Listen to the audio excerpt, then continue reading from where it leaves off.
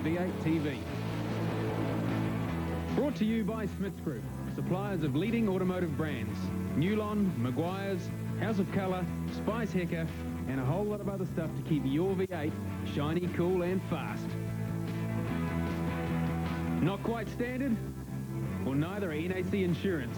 They understand. NAC.co.nz. And it's Muscle Car Madness this week. We've got so much cool footage at the Muscle Car Masters that we've got a whole show of it. We ride on board with legend Glenn Seaton.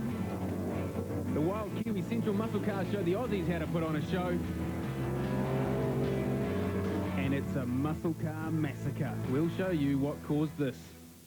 Sydney's Eastern Creek Raceway was the venue for the 2009 Muscle Car Masters, an event that celebrates everything that is historic and cool about Australasian motorsport history. Most of it V8 powered.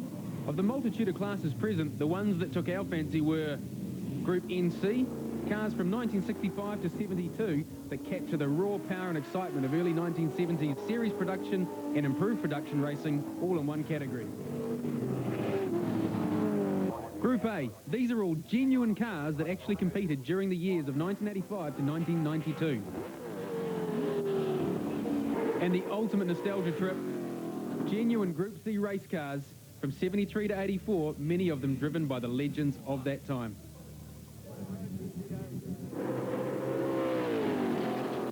And what a line-up of legends there were in the Beyonce Touring Car Masters. 7 times Bathurst winner and father of a Bathurst winner, Jim Richards. The most famous beard in Australian motorsport, John Bowe. And one of the original pioneers and Sith Lord from the dark side. Told to get more people here than the V8 supercar round. I've been watching you, young Skywalker.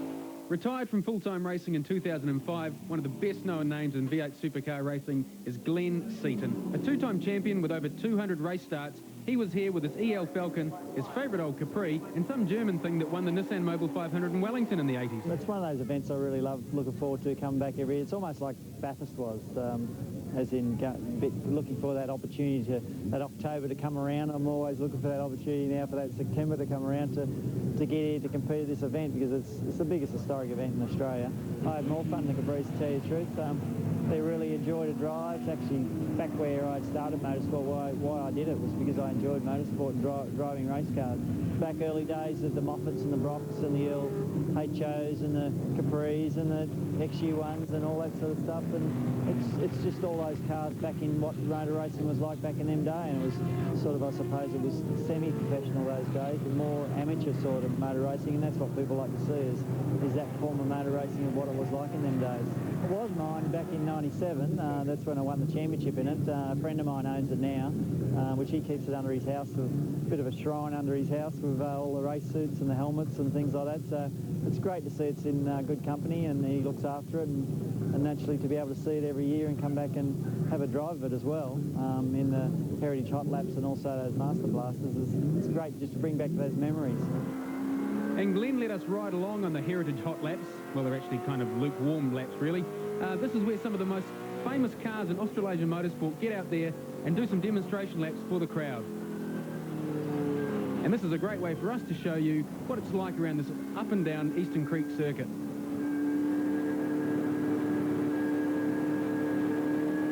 And here's a whole lot of history lining up on the last corner onto the huge front straight at Eastern Creek. And to show you just how fast this EL Falcon is, with one stab of the throttle, Glenn overtakes about $1.5 million. Down into what's considered to be the fastest corner in Australia, turn 1 at Eastern Creek. This thing just goes on and on and on, and you run out of room on the outside. And later in the show, you'll see how little room there is there. Down into turn 2, Seaton puts a huge move on Johnson and takes the lead and hits the curb. Gently does it out of here. Give it a big load of right jandle just for the crowd, and up into turn 3 over the blind crest. One thing about Eastern Creek is it's always dusty and dirty, and there's not a lot of grip.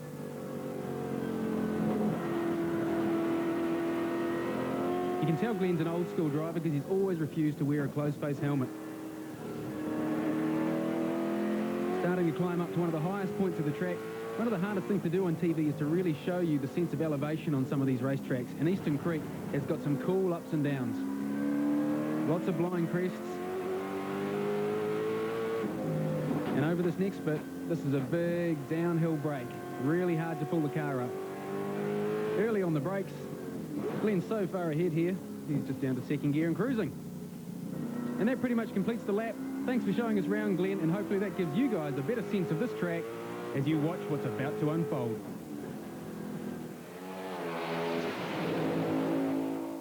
Smith's Group has car care products for you. The Ultimate Maguire's Pack and the new line Extreme Performance range. To win these great products, just go to v8.co.nz and hit win stuff.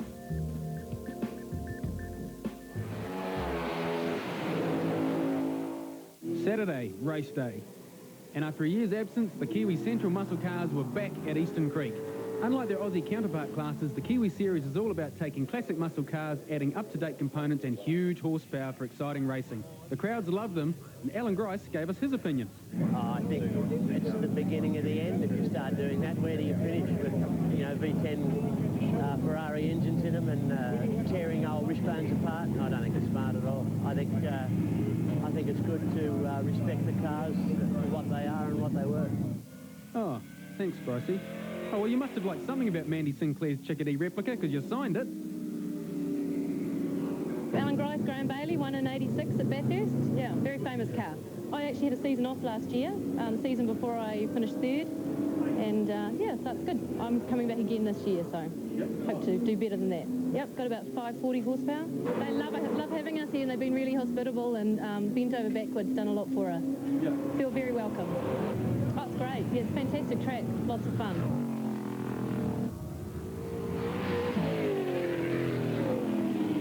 It's a GT replica. It's an XA shell that we just converted to a race car. About 690 horsepower, I think. I am new to the Central Muscle Cars, so I had to join to come over here. But good bunch of guys, really fast cars, so hoping to mix it up with them this weekend, but we'll see what happens. We've got a few more freedoms than they're allowed in some of their classes. A bit more horsepower in there, but they've got a few better things than us, so it should be quite good. That last race on Sunday, when we come up against their cars, should be interesting. This track's awesome. Yeah, no, it's real good. Pretty challenging, but we've got a mist in there somewhere that we're trying to get rid of. We've changed everything electrical, so the only place my car's going to be any good's down the front straight this weekend, and we've got a big mist going all the way down here, so we need to get rid of that so we can try and catch up.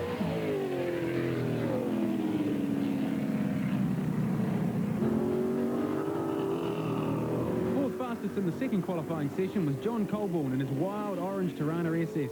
We had a good run yesterday, made a few adjustments, and yeah, pretty happy with the pace of the car. We love it over here, we love the atmosphere, the people here treat us really well. It's a great track. There's a fast flowing part of it, and there's a tight off-camber stuff, and it's got all sorts going for it actually, this track. We've got to run the 308 or 304 block, the original block, but other than that, internals and that are free with heads and internals, so it's got a stroker crank in it. Which is an Oz crank, runs yellow cherry modified heads with a torque power manifold. Power's putting out right now, it's around 665 horsepower and 565 foot-pound of torque. Struggling to get traction down and get it so we can get out of the corners quick enough, but I'm looking forward to the extra Qs I've got this time around, a bit more power, sort of hopefully staying up there with the likes of Stubbers and what have you.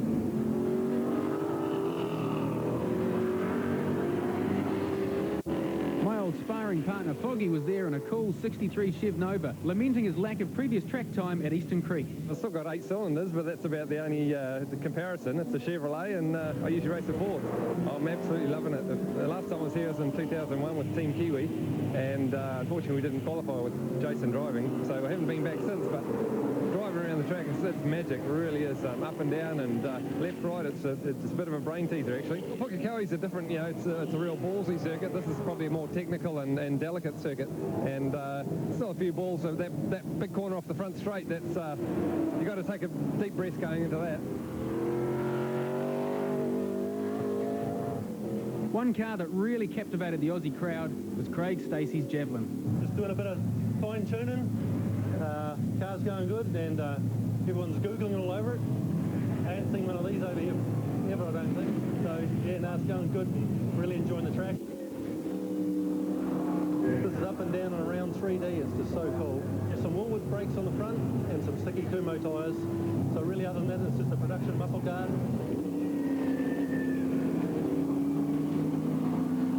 It's a real great track.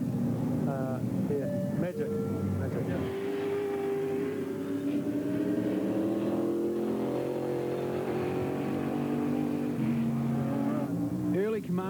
Early Camaro.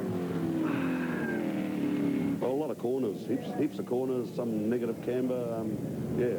So it's an elevation of the circuit, up and down, coming up over a rise and you know, not knowing whether it goes left or right. So yeah, you've got to rely on your old frail memory as which way the corner's going to go. So it's a nervous time right now. Yeah, we're going to have a nervous pee shortly.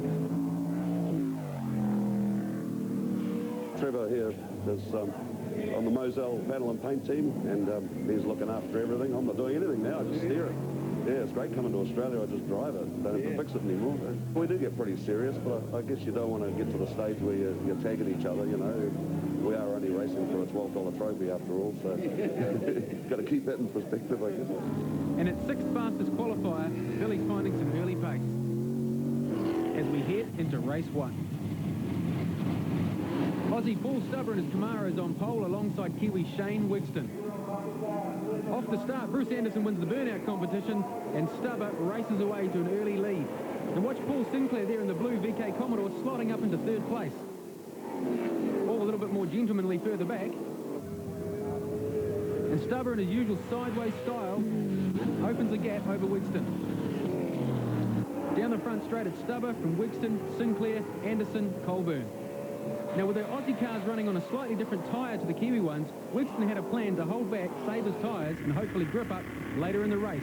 And here we see that coming into action as Stubber and headed up.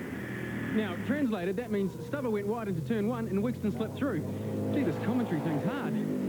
So anyway, now it's Wigston from Stubber from Sinclair, and Shane's strategy has really paid off. Stubber doesn't give up, keeps trying really hard, but in the end, it's Wigston takes the win from Paul Stubber, Sinclair chasing him hard all the way to the line. That was an awesome race, very good race. I really enjoyed that with Stubber. He's really good to race against, so yeah, it was good. He drove really well. I think his tyre just went off towards the end, and that was it. So yeah, we were lucky, but I'll take that one. I enjoyed that. Really nice time. That was good, but over there towards the last lap. No, having a good crack. And so we head to race 2 as Shane Johnson and Bruce Kett head to the line. The second race of the weekend is a reverse grid handicap start where the cars go at different intervals. Although no one told Vern Miller and Sarge that as they go on the first drop of the flag. On board with Shane Wigston ready for a hard launch. Go, Shane. Go, traction. Elmer away. Don't take up drag racing just yet, Shane. Yet again, Stubber, Sinclair, and Wigston closing in, resume battle. Stubber unleashes on fog to set up a smoke screen. Wigston in avoidance.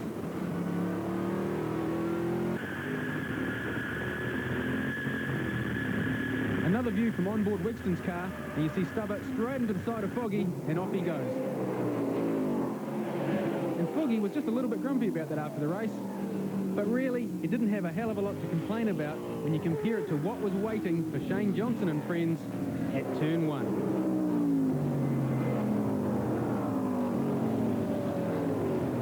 Back on board with Wigston as he's halfway through turn 1 and arrives at total carnage.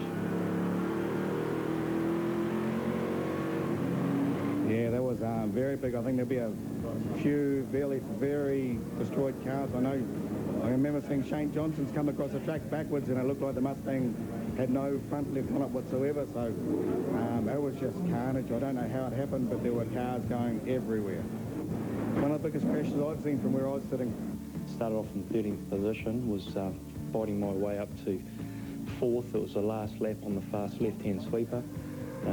Got into a bit of a situation of trying to evade a car and ended up in a real bad position on the track, and the old Muzzy got nailed. So, but we're all good and fine, and we're already under plans to rebuild it, and we'll be back out there as as soon as we can get a decent body shell. Been a lot of help from other people to get the car back on the road, and it's just the whole aspect of the group of people we were with, how helpful they've been, and we'll hope to get it running for the opening of Hampton Downs is going to be my goal, so early next year, and we'll be back out there hopefully faster and better than ever. Tough break, Shane, but good to see you still smiling about it. And somehow it was as if Alan Grice summoned up all the wrath of the dark side as Mandy Sinclair arrived on the scene with nowhere to go. Yeah, no, it was a big crash, actually, a big hit. I'm lucky. I think it's just the back end of my car. The other two cars are definitely out. Yeah, I'd say they'll be write-offs. It's not a competition, but I think the biggest loser here is Bruce Kett in his newly finished Cambridge replica Camaro, who came away with more than just twisted metal. Bruce is heading off to hospital just to be checked up, but he's okay. Shane's definitely knocked out. He was slumping over the wheel there for a little while, but he's walking around now and he's fine. Fine? I'd hate to see your definition of banged up, Mandy. Hello, NAC Insurance. I'd like to make a claim, please. But no claim was needed when at the prize giving on Sunday night, in one of the greatest moments of motorsport altruism I've ever seen, the boys from the Moselle Panel and Paint team stood up and offered, free of charge, their services to repair all 3 cars involved in the accident. You guys rock. And all this fun on NZV8 TV has been brought to you by Smith's Group, suppliers of leading automotive brands, and NAC Insurance. Not quite standard? Well, neither are they. Check them out on nac.co.nz. The Kiwi winners at Bathurst, Stephen Richards with 1, Greg Murphy with 4, and Jim Richards